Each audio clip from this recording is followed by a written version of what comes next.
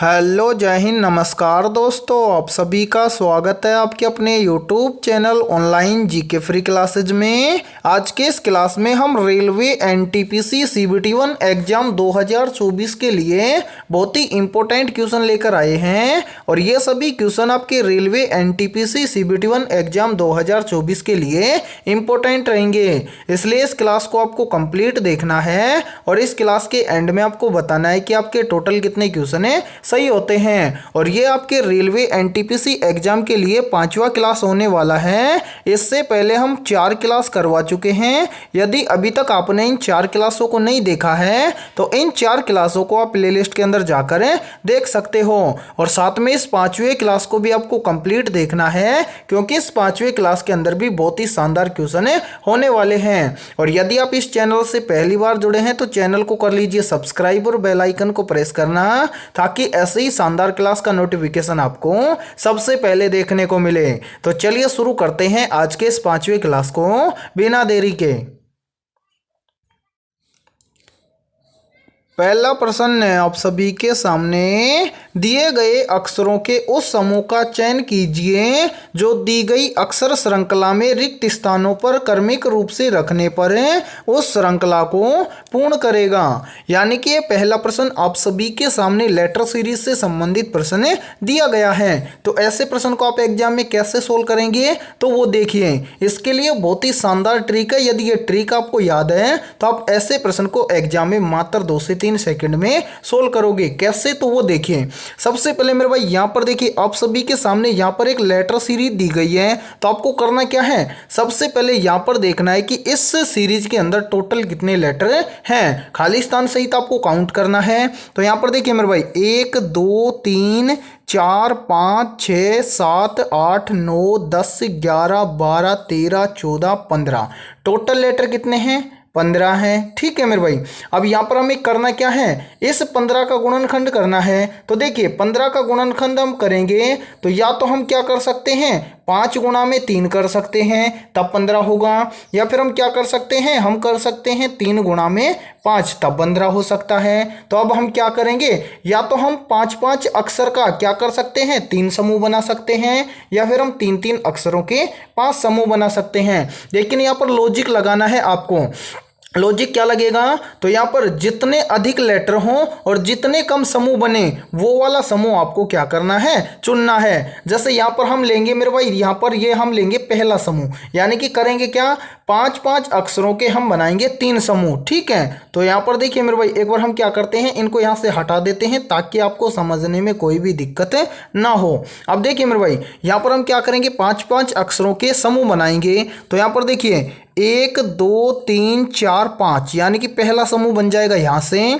उसके बाद में देखिए 1 2 3 4 5 दूसरा समूह बन जाएगा ये, और उसके बाद में देखिए 1 2 3 4 5 तीसरा समूह बन जाएगा ये। अब सोल्व कैसे करेंगे, तो यहाँ पर समूह बनाने के बाद में आपको करना क्या है, यहाँ पर देखिए मेरे भाई पहले समूह के अंदर आप ध्यान से देखिए, पहले समूह में यहाँ पर देखिए डी से पहले क्या है, एच है। ठीक है। और यहाँ पर देखिए तीसरे समूह में भी देखिए डी से पहले क्या है, एच है। तो यहाँ पर देखिए दूसरे समूह में डी से पहले क्या हो जाएगा, एच हो जाएगा। तो यहाँ पर हम भर देंगे एच। ठीक है। अब सेम इसी प्रकार से यहाँ पर देखिए तीसरे समूह में ध्यान से देखिए एच से पहले क्या है, आर है। उसी प्रकार से यहाँ पर देखिए दूसरे समूह में, तो यहाँ पर दूसरे समूह में देखिए एच से पहले क्या है, आर है। तो यहाँ पर देखिए पहले समूह में भी एच से पहले यहाँ पर क्या हो जाएगा, तो यहाँ पर हो जाएगा आर। ठीक है। अब यहाँ पर देखिए ध्यान से देखिए मेरे भाई, यहाँ पर देखिए पहले समूह के अंदर फर्स्ट में क्या है, एस है। उसके बाद में देखिए दूसरे समूह में भी फर्स्ट में क्या है, एस है। तो यहाँ पर देखिए तीसरे समूह में भी फर्स्ट में क्या हो जाएगा, तो यहाँ पर हो जाएगा एस। ठीक है। अब यहाँ पर देखिए, यहाँ पर आप देखिए दूसरे यानी कि दूसरे इस समूह के अंदर दूसरे समूह में लास्ट में क्या है, सी है। तो यहाँ पर पहले समूह में भी लास्ट में क्या हो जाएगा, सी हो जाएगा। और इसी प्रकार से देखिए लास्ट यानी कि तीसरे समूह के अंदर है तो इस तीसरे समूह में लास्ट में हो जाएगा सी। अब हमने कौन कौन से लेटर भरे हैं उनका हम क्या बना लेंगे, विकल्प बना लेंगे। जैसे हमने पहले भरा आर, ठीक है, उसके बाद में हमने भरा सी, उसके बाद में हमने भरा एच, उसके बाद में हमने भरा एस और उसके बाद में हमने भरा सी। अब हमें देखना है कि R C H S C हमें किस ऑप्शन के अंदर दिया गया है। तो ध्यान से देखिए, R C H S C हमें दिया गया है ऑप्शन ए के अंदर। तो पहले प्रश्न के अंदर ऑप्शन ए हो जाएगा सभी का करेक्ट आंसर। तो उम्मीद करता हूं कि यह पहला प्रश्न आपको बहुत अच्छे से क्लियर हो गया होगा, और जब भी आपको ऐसा प्रश्न एग्जाम में दिखेगा तो आप फटाफट से सोल्व कर लेंगे। ठीक है, तो चलिए फिर अगला प्रश्न देखते हैं। दूसरा प्रश्न है आप सभी के सामने, नीचे दी गई श्रृंखला में प्रश्न चिन्ह के स्थान पर आने वाली संबंधित संख्या को ज्ञात करें। यानी कि यह दूसरा प्रश्न आप सभी के सामने सीरीज से संबंधित प्रश्न दिया गया है और आपसे पूछा गया है कि इस प्रश्न चिन्ह के स्थान पर कौन सी संख्या आएगी। और यह प्रश्न आरआरबी एनटीपीसी 2021 के एग्जाम में पूछा गया प्रश्न है। तो ऐसे प्रश्न को आप एग्जाम में कैसे सोल्व करेंगे, तो वो देखिए मेरे भाई, जब भी आपको सीरीज से संबंधित प्रश्न एग्जाम में दिया जाए तो सोल्व करने का सबसे बेस्ट तरीका क्या है। तो सबसे पहले हमें क्या करना है, सीरीज को ध्यान से देखना है कि सीरीज में हमें क्या क्या दिया गया है। तो यहाँ पर देखिए मेरे भाई, सीरीज में हमें दिया गया है 116, 116 के बाद में 104, 104 के बाद में 92, 92 के बाद में 80, 80 के बाद में 68 और 68 के बाद में आपसे पूछा गया है कि इस प्रश्न चिन्ह के स्थान पर क्या आएगा। तो मेरे भाई यहाँ पर देखिए, यहाँ पर ये सीरीज क्या हो रहा है, कंटिन्यू घट रहा है। अब मेरे भाई यहाँ पर देखिए, सीरीज कब घटेगा, तो यहाँ पर देखिए सीरीज कब घटेगा, या तो हम किसी संख्या में से किसी संख्या को घटा दें तब सीरीज कम होगा। ठीक है, उसके बाद में देखिए, या फिर हम क्या करें, किसी संख्या में किसी संख्या का भाग दे दें तब सीरीज घटेगा। ठीक है, अब यहाँ पर हम इस प्रश्न को सोल्व करेंगे कैसे, तो हमारे पास दो तरीके हैं, या तो हम इसको माइनस करके सोल्व करें या फिर हम भाग दे के सोल्व करें। ठीक है, तो पहला तरीका लगाएंगे हम माइनस वाला। तो यहाँ पर देखिए मेरे भाई, सबसे पहले यहाँ पर है 116, 116 से यहाँ पर देखिए कितना हो रहा है 104। तो यहाँ पर देखिए 116 में से हम कितना माइनस कर दें कि यहाँ पर 104 हो जाए। तो यहाँ पर देखिए, यदि हम 116 में से यहाँ पर -12 कर दें तो यहाँ पर 116 में से -12 करेंगे तो यहाँ पर हो जाएगा 104। फिर देखिए 104 से यहाँ पर हो रहा है 92, तो 104 में से कितना माइनस करें कि यहाँ पर 92 हो जाए। तो यहाँ पर देखिए, यदि हम 104 में से भी -12 कर दें तो 104 में से -12 करेंगे तो यहाँ पर बच जाएगा 92। फिर देखिए मेरे भाई, 92 से कितना हो रहा है 80, तो अब देखिए 92 में से हम कितना कम करें कि यहाँ पर 80 हो जाए। तो यहाँ पर देखिए, यदि हम 92 में से भी क्या कर दें, -12 कर दें, तो 92 में से -12 करेंगे तो यहाँ पर बच जाएगा 80।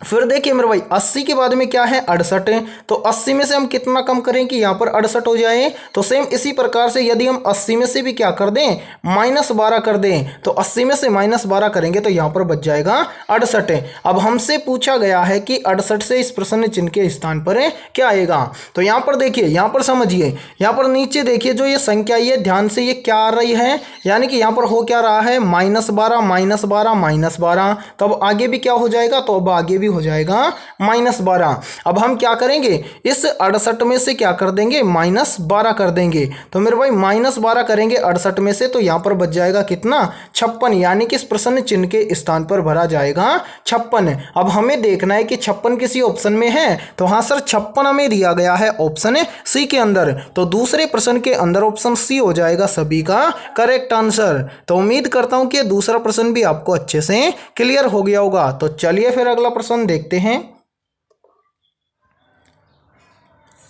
तीसरा प्रश्न है आप सभी के सामने, नीचे दिए गए प्रश्न में प्रश्न चिन्ह के स्थान पर आने वाली संबंधित संख्या को ज्ञात करें। यानी कि यह तीसरा प्रश्न आप सभी के सामने नंबर एनालॉजी से संबंधित प्रश्न दिया गया है और आपसे पूछा गया है कि 76 का संबंध है 84 के साथ में, तो 85 का संबंध किस संख्या के साथ में होगा।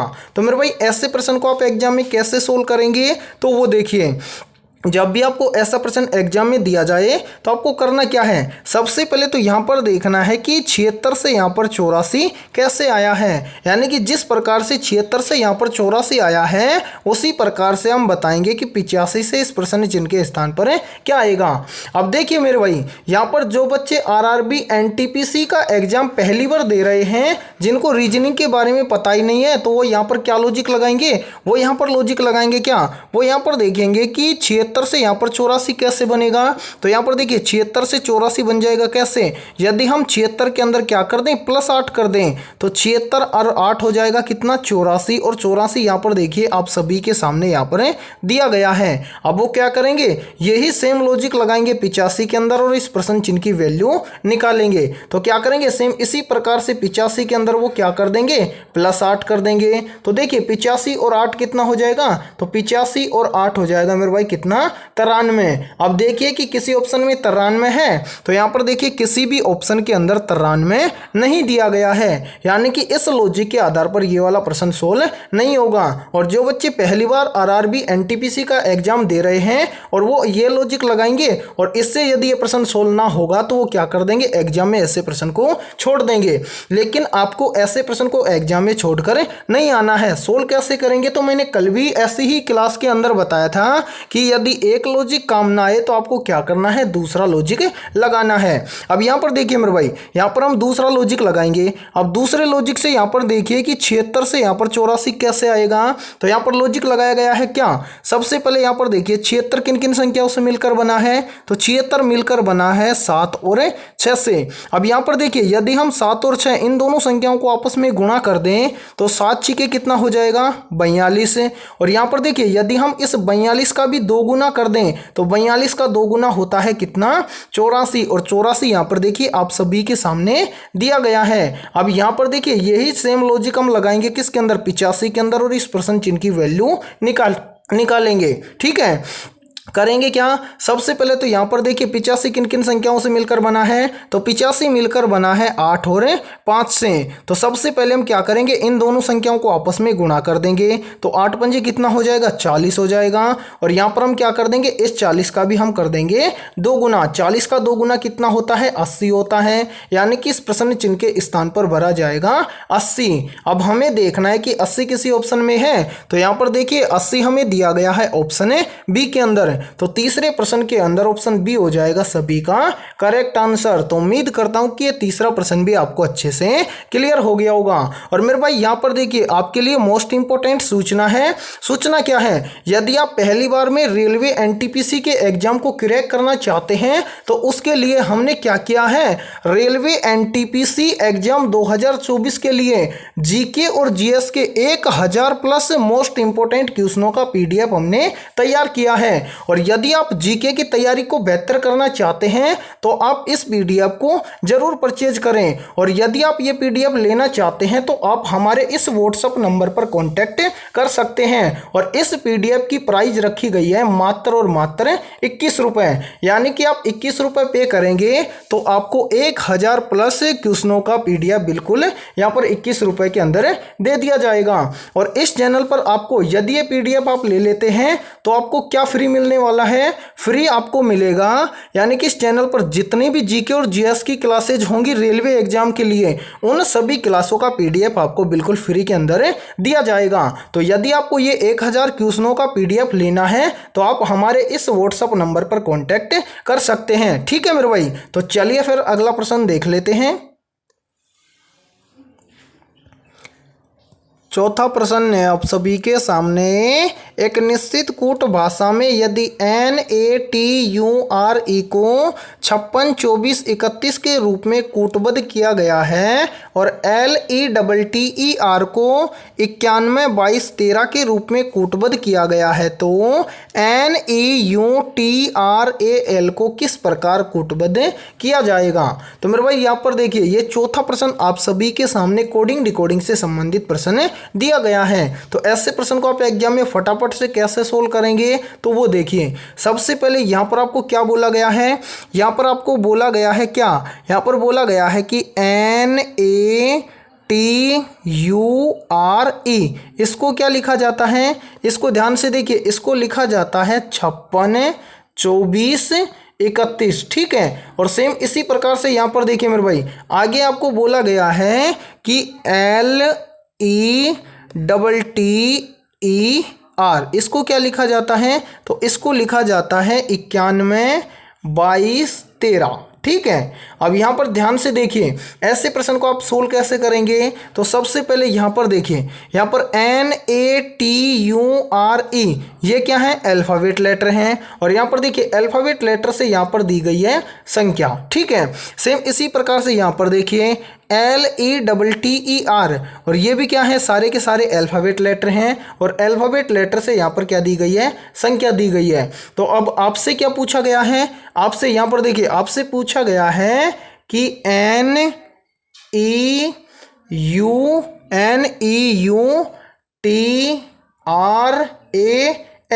इसको किस रूप में कूटबद्ध किया जाएगा। तो सबसे पहले थोड़ा सा दिमाग लगाइए और ध्यान से देखिए, यहाँ पर देखिए मेरे भाई, यहाँ पर देखिए ई को क्या लिखा गया है, 1, समझिए यहाँ पर, और यहाँ पर नीचे भी देखिए ई को लिखा गया है यहाँ पर 1, ठीक है। अब फिर यहाँ पर देखिए आर को यहाँ पर लिखा गया है 3, और यहाँ पर भी देखिए आर को यहाँ पर लिखा गया है 3, यानी कि कहीं ना कहीं जो ये वाले लेटर हैं, ये सभी लेटर आपको यहाँ पर जो ये वाले लेटर दिए गए हैं, ये वाले और ये वाले लेटर, इनके अंदर आपको देखने को मिलेंगे, ठीक है मेरे भाई। अब यहाँ पर देखिए इसका कोड कैसे लिखेंगे, तो सबसे पहले हम क्या करेंगे, यहाँ पर देखिए समझिए एक बार, यहाँ पर देखिए फर्स्ट में क्या है एन, अब यहाँ पर देखिए एन को क्या लिखा गया है, तो एन को यहाँ पर लिखा गया है 5, तो यहाँ पर हम लिख देंगे एन को 5, ठीक है। उसके बाद में क्या है ई, अब यहाँ पर देखिए ई को यहाँ पर भी 1 लिखा गया है, और यहाँ पर देखिए यहाँ पर भी ई को 1 लिखा गया है, तो यहाँ पर भी हम ई को क्या लिख देंगे, 1 लिख देंगे,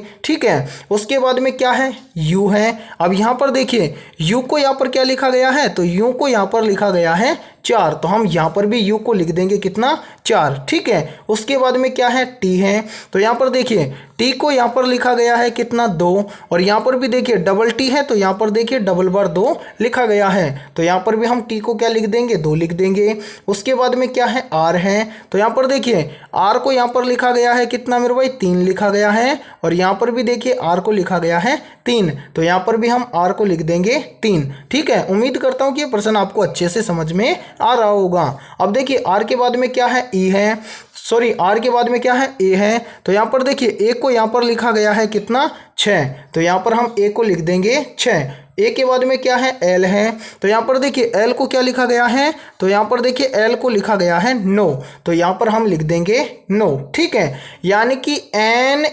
NEUTRAL, इसको क्या लिखा जाएगा, तो इसको लिखा जाएगा 51 42 369, ठीक है। अब हमें देखना है कि यहाँ पर 51 42 369 किसी ऑप्शन में है, तो यहाँ पर देखिए मेरे भाई ध्यान से देखिए 51, उसके बाद में देखिए 51 42 369, यहाँ पर हमें दिया गया है 51 42 369 ऑप्शन बी के अंदर, तो चौथे प्रश्न के अंदर ऑप्शन बी हो जाएगा सभी का करेक्ट आंसर। तो उम्मीद करता हूँ कि चौथा प्रश्न भी आपको अच्छे से क्लियर हो गया होगा। यानी कि यहाँ पर इस प्रश्न के अंदर क्या किया गया था, जो अल्फाबेट लेटर दिया गया है और संख्या दी गई है, उन्हीं के अंदर आपको देखकर यहाँ पर NEUTRAL का कोड बताना था, ठीक है। तो उम्मीद करता हूं आप इस प्रश्न को अच्छे से समझ गए होंगे, और जब भी आपको ऐसा प्रश्न एग्जाम में दिखेगा तो फटाफट से सोल्व कर लोगे, ठीक है। तो चलिए फिर अगला प्रश्न देखते हैं।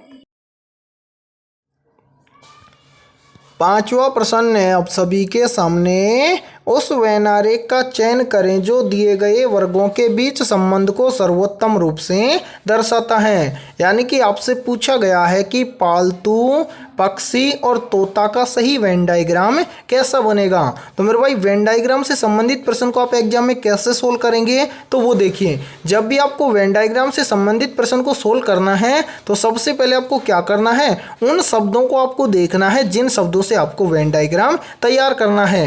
यहाँ पर देखिए मेरे भाई आपके सामने जो वेन डायग्राम के लिए शब्द दिया गया है वो है क्या, पालतू, उसके बाद में है पक्षी और उसके बाद में है तोता। अब यहाँ पर देखिए इन तीनों के बीच में रिलेशन अपन देखिए कि इन तीनों के बीच में कोई रिलेशन है क्या। तो यहाँ पर देखिए मेरे भाई, पालतू और पक्षी इन दोनों के बीच में कोई रिलेशन है। तो हाँ सर, बिल्कुल रिलेशन है। यानी कि जो पक्षी होते हैं वो क्या होते हैं, पालतू होते हैं। लेकिन यहाँ पर देखिए, यहाँ पर एक कंडीशन है, यानी कि सभी पक्षी पालतू थोड़ी ना होते हैं, यानी कि यहाँ पर कुछ पक्षी हो जाएंगे पालतू। ठीक है, उसके बाद में आप यहाँ पर देखिए, पक्षी और तोता इन दोनों के बीच में कोई रिलेशन है। तो हाँ सर, इन दोनों के बीच में भी रिलेशन है। क्या रिलेशन है, यानी कि जो तोता होता है वो एक क्या होता है, पक्षी होता है। ठीक है, अब यहाँ पर इतना हमें पता चल गया। अब इसके लिए वेन डायग्राम कैसे तैयार करेंगे, तो वो देखिए, यहाँ पर हम पहला आरेख बनाएंगे किसके लिए, तोता के लिए। तो यहाँ पर देखिए हमारा पहला आरेख हो गया तोता के लिए। ठीक है, उसके बाद में देखिए, जो तोता होता है ये किसके अंदर आता है, पक्षी के अंदर आता है। तो यहाँ पर देखिए दूसरा आरेख हम बना देंगे पक्षी के लिए, और पक्षी के अंदर आ गया कौन, तोता। ठीक है, अब उसके बाद में क्या बच गया, उसके बाद में बच गया पालतू। अब देखिए, पालतू पक्षी भी होते हैं और पालतू तोता भी होता है। लेकिन देखिए यहाँ पर कंडीशन मैंने अभी बताया था कि कुछ पक्षी पालतू होते हैं और कुछ ही तोता पालतू होते हैं। तो यहाँ पर आप क्या लेंगे, यानी कि कुछ कुछ के लिए यहाँ पर देखिए, कुछ हिस्सा हम लेंगे पक्षी के लिए और कुछ हिस्सा हम लेंगे तोता के लिए। तो यहाँ पर देखिए तीसरा आरेख आ जाएगा हमारा इस प्रकार से, यानी कि यहाँ पर देखिए ये तो हो गया हमारा तोता। ठीक है, ये हो गया हमारा पक्षी। ठीक है, और ये वाला हिस्सा हो गया हमारा पालतू के लिए। यानी कि आपका 100% सही वेन डायग्राम बनेगा इस प्रकार का। अब आपको देखना है कि ऐसा वेन डायग्राम किसी ऑप्शन में है। तो यहाँ पर ध्यान से देखिए, ये वेन डायग्राम हमें दिया गया है ऑप्शन सी के अंदर। तो 5वें प्रश्न के अंदर ऑप्शन सी हो जाएगा सभी का करेक्ट आंसर। तो उम्मीद करता हूँ कि ये 5वां प्रश्न भी आपको अच्छे से क्लियर हो गया होगा। तो चलिए फिर अगला प्रश्न देखते हैं।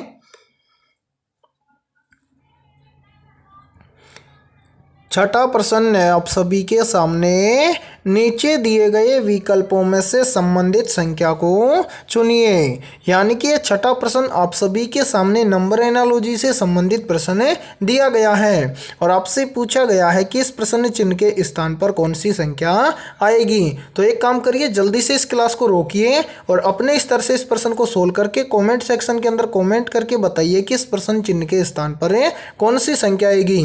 तो उम्मीद करता हूँ कि आपने इस प्रश्न को जरूर सोल्व करने की कोशिश की होगी। तो आइए देखते हैं कि आपका आंसर क्या आया है। तो मेरे भाई, ऐसे प्रश्न को आप एग्जाम में कैसे सोल्व करेंगे, तो वो देखिए, जब भी आपको इस तरह का प्रश्न एग्जाम में दिया जाए तो आपको क्या करना है, सबसे पहले यहाँ पर देखना है कि 9 से यहाँ पर 16 कैसे आया है। फिर सेम इसी प्रकार से आपको यहाँ पर देखना है कि 24 से यहाँ पर 46 कैसे आया है। फिर हम यहाँ पर बताएंगे कि 10 से इस प्रश्न चिन्ह के स्थान पर क्या आएगा।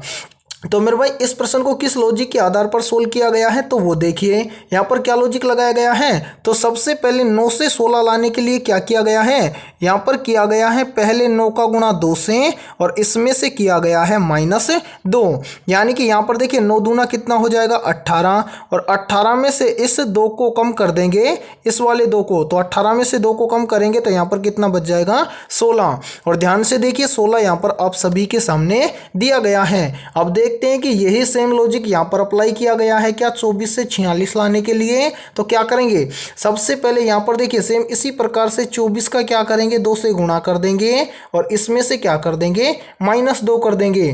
तो यहाँ पर सोल्व करिए, यहाँ पर देखिए 24 दूना कितना हो जाएगा 48, और 48 में से 2 को कम कर देंगे तो यहाँ पर देखिए 48 में से 2 को कम कर देंगे तो यहाँ पर बच जाएगा 46।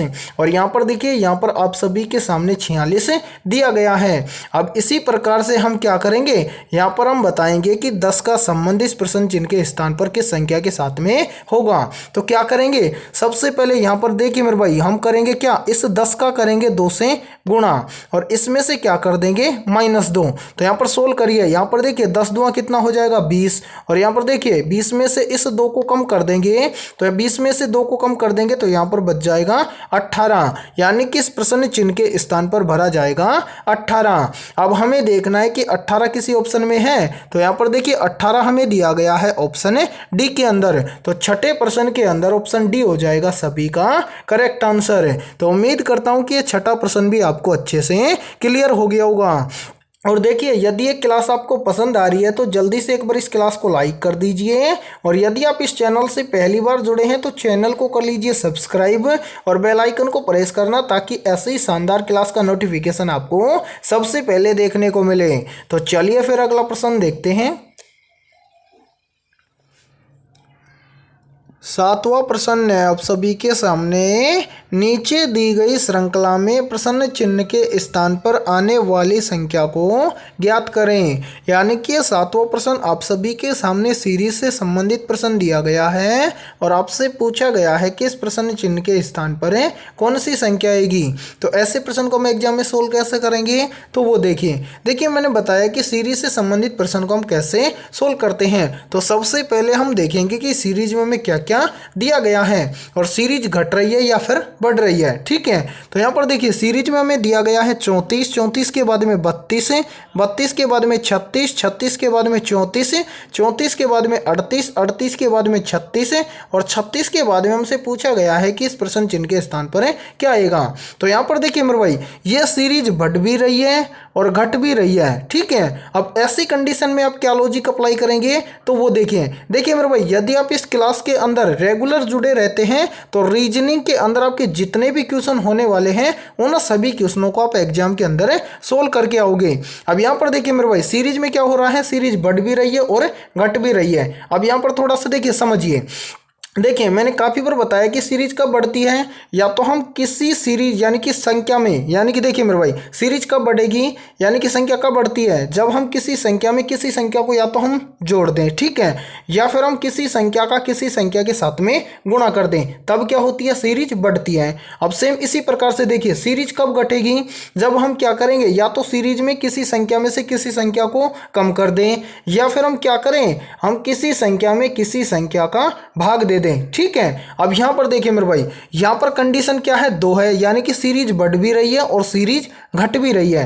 तो अब हम क्या करेंगे, हम यहां पर लॉजिक लगाएंगे कौन सा, प्लस माइनस वाला। ठीक है, यदि इससे काम बनता है तो ठीक है, नहीं फिर हम लॉजिक लगाएंगे गुना और भाग वाला। तो पहले लॉजिक हम लगाएंगे प्लस माइनस वाला, यानी कि जब सीरीज बढ़े और घटे तब हम लॉजिक लगाएंगे प्लस माइनस वाला। ठीक है, तो यहां पर देखिए मेरे भाई, इस प्रश्न को हम सोल्व करके देखते हैं। तो सबसे पहले यहां पर देखिए प्लस माइनस वाला लॉजिक लगाएंगे।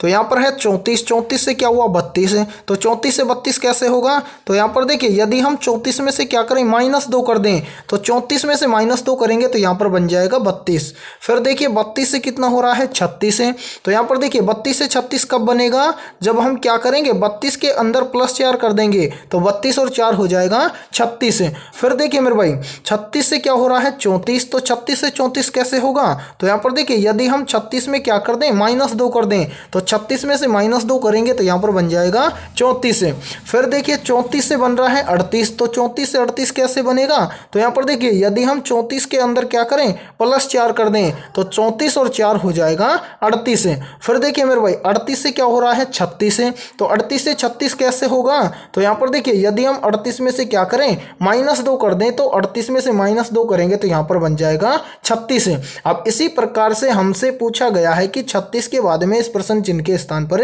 क्या आएगा। तो यहां पर ध्यान से देखिए, यहां पर नीचे क्या सीरीज चली है, यहां पर सीरीज चली है क्या, -2 +4, -2 +4 -2, तो अब आगे क्या हो जाएगा, आगे हो जाएगा +4। तो मेरे भाई 36 के अंदर हम क्या कर देंगे, +4 कर देंगे, तो यहाँ पर देखिए 36 + 4, 36 और 4 कितना हो जाएगा, तो 36 और 4 हो जाएगा 40, यानी कि इस प्रश्न चिन्ह के स्थान पर भरा जाएगा 40। अब हमें देखना है कि 40 किसी ऑप्शन में है, तो यहाँ पर देखिए 40 हमें दिया गया है ऑप्शन सी के अंदर, तो 7वें प्रश्न के अंदर ऑप्शन सी हो जाएगा सभी का करेक्ट आंसर। तो उम्मीद करता हूं कि ये 7वां प्रश्न भी आपको बहुत अच्छे से क्लियर हो गया होगा। ठीक है, तो चलिए फिर अगला प्रश्न देखते हैं। 8वां प्रश्न आप सभी के सामने, नीचे दी गई श्रृंखला में प्रश्नवाचक चिन्ह के स्थान पर आने वाली संबंधित संख्या को ज्ञात करें। यानी कि ये 8वां प्रश्न भी आप सभी के सामने सीरीज से संबंधित प्रश्न दिया गया है और आपसे पूछा गया है कि इन प्रश्न चिन्हों के स्थान पर कौन सी संख्या आएगी। तो मेरे भाई जल्दी से आप इस वीडियो को रोकिए और अपने स्तर से इस प्रश्न को सोल्व करके कमेंट सेक्शन के अंदर कमेंट करके बताइए कि इस प्रश्न चिन्ह के स्थान पर कौन सी संख्या आएगी। तो उम्मीद करता हूं कि आपने इस प्रश्न को जरूर सोल्व किया होगा। तो आइए देखते हैं कि आपका आंसर क्या आया है। तो मेरे भाई ऐसे प्रश्न को आप सोल्व कैसे करेंगे, तो वो देखिए। सबसे पहले तो सभी बच्चे इस प्रश्न को सोल्व करेंगे कैसे, यहाँ पर वही प्लस माइनस वाले लॉजिक के आधार पर। यानी कि यहाँ पर देखिए 60 से कितना हुआ 57, तो 60 से 57 कैसे हो जाएगा। तो यहाँ पर देखिए यदि हम क्या करें 60 में से -3 कर दें तो यहाँ पर कितना हो जाएगा 57। फिर देखिए 57 से कितना हो रहा है 61, तो 57 से 61 कैसे होगा। तो यहाँ पर देखिए यदि हम 57 के अंदर क्या कर दें +4 कर दें तो 57 और 4 हो जाएगा 61। फिर देखिए 61 से हो रहा है 59, तो 61 से 59 कैसे होगा। तो यहाँ पर देखिए यदि हम 61 में से क्या करें -2 कर दें तो 61 में से -2 करेंगे तो यहाँ पर बन जाएगा 59। फिर देखिए मेरे भाई आगे देखिए 59 से क्या हो रहा है 62, तो 59 से 62 कैसे बनेगा। तो यहाँ पर देखिए यदि हम 59 के अंदर क्या करें यहाँ पर +3 कर दें तो 59 और 3 कितना हो जाएगा 62। फिर देखिए मेरे भाई यहाँ पर आगे देखिए 62 से कितना हो रहा है 61, तो यहाँ पर देखिए 62 से 61 यानी कि -1। ठीक है, अब यहाँ पर कोई लॉजिक लग रहा है, ध्यान से देखिए। पहले क्या हुआ -3, फिर हुआ +4, फिर हुआ -2, फिर हुआ +3। अब आगे देखिए क्या हुआ -1, तब आगे क्या होगा, क्या पता चल रहा है हमें, नहीं पता चल रहा है। तो हम इस प्रश्न को इस लॉजिक के आधार पर सोल्व नहीं करेंगे। अब इसके लिए हम आपको बताने वाले हैं बहुत ही शानदार लॉजिक, उसके अंदर आपको ज़्यादा कुछ करने की ज़रूरत है नहीं। करना क्या है वो देखिए। देखिए मेरे भाई सीरीज आपको जब भी दिया जाए और उसके अंदर आपको डबल प्रश्न चिन्ह दिया जाए तो आपको लॉजिक लगाना है क्या, यानी कि डबल प्रश्न चिन्ह दिया जाए तो उस सीरीज को आप सोल्व करेंगे एक संख्या को छोड़कर एक संख्या को। जैसे यहाँ पर देखिए हम इस प्रश्न को सोल्व करेंगे तो सबसे पहले हम क्या करेंगे, यहाँ पर देखिए यहाँ पर हम एक संख्या को छोड़कर एक संख्या को सोल्व करने वाले हैं। सबसे पहले 60 से एक संख्या छोड़कर चलेंगे आगे। 60 से कितना हुआ 61, यानी कि 60 के अंदर +1 कर देंगे तो 60 और 1 हो जाएगा 61। फिर देखिए 61 से एक संख्या छोड़कर आगे चलेंगे तो 61 से कितना हुआ 62, तो 61 के अंदर यहाँ पर भी +1 कर देंगे तो 61 और 1 कितना हो जाएगा 62। फिर देखिए मेरे भाई 62 से हम क्या करेंगे एक संख्या को छोड़कर आगे चलेंगे तो आगे है प्रश्न चिन्ह। तो यहाँ पर देखिए यहाँ पर +1, यहाँ पर +1, तो आगे भी क्या हो जाएगा +1। ठीक है, अब 62 के अंदर हम +1 कर देंगे तो 62 और 1 कितना हो जाएगा 63, यानी कि इस पहले प्रश्न चिन्ह के स्थान पर भरा जाएगा 63। ठीक है, अब इसी प्रकार से हम क्या करेंगे, जो सीरीज छूट गई इस सीरीज को सोल्व करेंगे। तो यहाँ पर देखिए पहले क्या है 57, एक संख्या छोड़कर आगे चलेंगे तो यहाँ पर कितना है 57 से 59। 57 से 59 कैसे बनेगा, तो यहाँ पर देखिए यदि हम 57 के अंदर क्या करें +2 कर दें तो 57 और 2 हो जाएगा 59। फिर देखिए मेरे भाई 59 से कितना हो रहा है एक संख्या छोड़कर आगे 61, तो 59 से 61 कैसे होगा। तो यहाँ पर देखिए यदि हम 59 के अंदर क्या करें +2 करें तो 59 और 2 हो जाएगा 61। अब यहाँ पर भी सेम इसी प्रकार से एक संख्या छोड़कर आगे चलेंगे तो आगे क्या है प्रश्न चिन्ह है। अब यहाँ पर देखिए प्रश्न चिन्ह की वैल्यू निकालेंगे तो 57 से 59 आया +2 करके, 59 से 61 आया +2 करके, तब आगे भी हम क्या कर देंगे +2 कर देंगे। तो यहाँ पर देखिए 61 के अंदर +2 करेंगे तो 61 और 2 कितना हो जाएगा, तो 61 और 2 हो जाएगा 63, यानी कि इस दूसरे प्रश्न चिन्ह के स्थान पर भी आएगा 63। अब हमें देखना है कि 63 किसी ऑप्शन में है। तो यहाँ पर देखिए मेरे भाई 63 हमें दिया गया है ऑप्शन बी के अंदर, तो ऑप्शन बी हो जाएगा 8वें के अंदर करेक्ट आंसर। तो उम्मीद करता हूँ कि 8वां प्रश्न भी आपको अच्छे से क्लियर हो गया होगा। और जब भी आपको एग्जाम में ऐसा प्रश्न दिखे डबल प्रश्न चिन्ह वाला तो यही लॉजिक आपको लगाना है और इसी लॉजिक के आधार पर आपको प्रश्न को सोल्व करना है। ठीक है, तो चलिए फिर अगला प्रश्न देखते हैं। 9वां प्रश्न है आप सभी के सामने। नीचे दिए गए प्रश्न में प्रश्न चिन्ह के स्थान पर आने वाली संबंधित संख्या को ज्ञात करें। यानी कि यह 9वां प्रश्न भी आप सभी के सामने नंबर एनालॉजी से संबंधित प्रश्न दिया गया है और आपसे पूछा गया है कि 11 का संबंध है 1210 के साथ में, तो 14 का संबंध किस संख्या के साथ में होगा। तो मेरे भाई जल्दी से बताइए कि इस प्रश्न चिन्ह के स्थान पर क्या आएगा। देखिए काफ़ी स्टूडेंट का कॉमेंट आ रहा था कि सर आप तो बहुत आसान आसान क्वेश्चन करवाते हो। तो मेरे भाई यहाँ पर देखिए ये आपके सामने है हार्ड लेवल का क्वेश्चन। तब ऐसे प्रश्न को आप एग्जाम में कैसे सोल्व करेंगे तो वो देखिए। इसके लिए भी हम आपको बहुत शानदार ट्रिक बताएंगे, तो वो देखिए मेरे भाई। देखिए यहाँ पर आपको बोला गया है कि 11 का संबंध है 1210 के साथ में, तो 14 का संबंध किस संख्या के साथ में होगा। तो मेरे भाई ऐसी कंडीशन में यानी कि जब बिल्कुल छोटी संख्या से बड़ी संख्या दी जाए, तब देखिए प्लस और माइनस वाला लॉजिक तो आपका काम करेगा नहीं। यानी कि बिल्कुल छोटी संख्या से बड़ी संख्या दी जाए तो आपको करना क्या है, या तो आपको स्क्वायर करना है या फिर क्यूब करना है। तो यहाँ पर स्क्वायर क्यूब वाला लॉजिक लगाएंगे। और देखिए यदि आपको रेलवे एनटीपीसी का एग्जाम क्रैक करना है तो आपको लगभग 40 तक के क्यूब आने चाहिए और लगभग 40 तक के ही आपको स्क्वायर आने चाहिए, तभी आप ऐसे प्रश्न को एग्जाम के अंदर फटाफट से सोल्व करोगे। तो अब देखिए मेरे भाई यहाँ पर 11 का संबंध 1210 के साथ में कैसे है, तो यहाँ पर लॉजिक लगाया गया है क्या, सबसे पहले यहाँ पर किया गया है 11 का क्यूब। अब 11 का क्यूब कितना होता है, तो 11 का क्यूब होता है 1331। ठीक है, तो यहाँ पर देखिए यहाँ पर हम लिख देते हैं 1331। ठीक है, फिर क्या किया गया है, फिर सेम इसी प्रकार से यहाँ पर इसी 11 का क्या किया गया है, स्क्वायर किया गया है। तो 11 का स्क्वायर कितना होता है, तो 11 का स्क्वायर होता है 121। तो यहाँ पर हम लिख देते हैं 121। अब यहाँ पर क्या किया गया है, यहाँ पर देखिए यहाँ पर 1331 में से 121 को हम कम कर देंगे। तो यहाँ पर देखिए मेरे भाई 1331 में से 121 को हम कम कर देंगे तो यहाँ पर आ जाएगा 1210। और 1210 यहाँ पर देखिए आप सभी के सामने दिया गया है। यानी कि यहाँ पर समझिए यहाँ पर 11 से 1210 कैसे लिखा गया है, तो यहाँ पर क्या लॉजिक लगाया गया है, तो यहाँ पर लॉजिक लगाया गया है क्या, सबसे पहले तो इसी 11 का किया गया है पहले क्यूब, उसके बाद में किया गया है इसी 11 का स्क्वायर, और क्यूब में से स्क्वायर को घटाकर यहाँ पर लिखा गया है 1210 से। अब यही सेम लॉजिक हम लगाएंगे 14 के अंदर और इस प्रश्न चिन्ह की वैल्यू निकालेंगे। तो मेरे भाई सबसे पहले हम क्या करेंगे, सबसे पहले हम यहाँ पर करेंगे 14 का क्यूब। 14 का क्यूब कितना होता है, तो 14 का क्यूब होता है 2744। तो यहाँ पर हम लिख देते हैं 2744। ठीक है मेरे भाई, अब इसी प्रकार से हम क्या करेंगे, यहाँ पर एक बार 14 का करेंगे स्क्वायर। 14 का स्क्वायर कितना होता है, तो 14 का स्क्वायर होता है 196। ठीक है, अब हम क्या करेंगे, 2744 में से 146 को हम कम कर 196 को हम क्या कर देंगे, कम कर देंगे। तो दो यानी कि यहाँ पर 2744 में से 196 को हम निकाल देंगे तो यहाँ पर हमारे सामने बच जाएगा 2548। यानी कि इस प्रश्न चिन्ह के स्थान पर भरा जाएगा 2548।